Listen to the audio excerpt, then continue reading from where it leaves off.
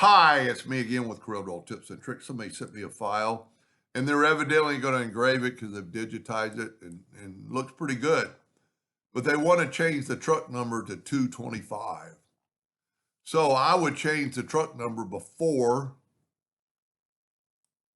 I digitize it. So there's 845.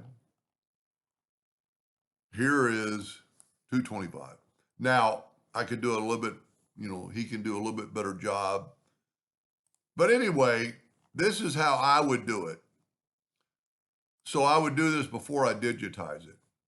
And I'd zoom in and I'd take you could put letters on here, but uh, I think this is the best way.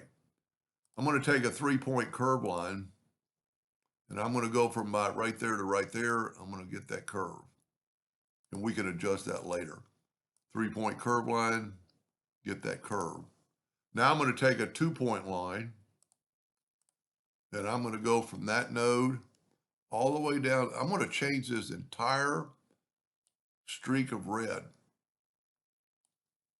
because and for the one I'm doing it for, I change your line thickness to a hairline. I think it's a lot better. So kind of make these where they're going downhill. And then just take a 2-point line again, go from there to there. And, we could possibly, it's hard to see what's there.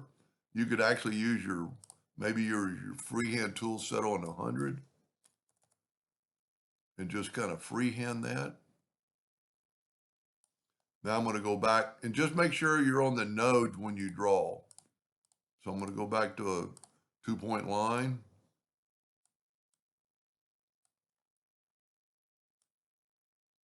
And if you went from node to node, this should work. So I'm going to take the Smart Fill tool. And what I did, I took a sample of that color. I went to the eyedropper tool, took a sample, and then I'm going to fill that in. Well, evidently I didn't have the, so what I'm going to do is make sure, let me use a different color.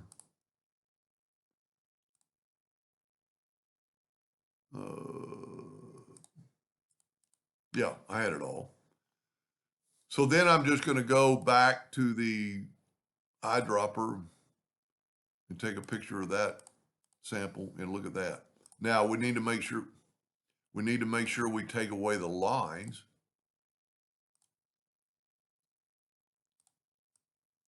It's got a black line around it, so I'm going to take this and put no outline. Now you can see there's still an outline, so I'm going to nudge that over and take that away. There's our original. There should not be any lines on this now. And just nudge it back. This should not change, the look, this one compared to that one. And if you wanted to, you could make them all that color. The color is not going to really matter because you're going to digitize it. And then just type out 225, maybe make it bold or whatever text you want. And then just make it a little smaller and place it in there. Now it's at an angle, so we could either do two things, use the perspective tool or just use the envelope tool.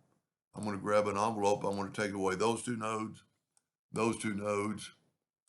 and then I'm going to grab them all and right click and turn them into a line.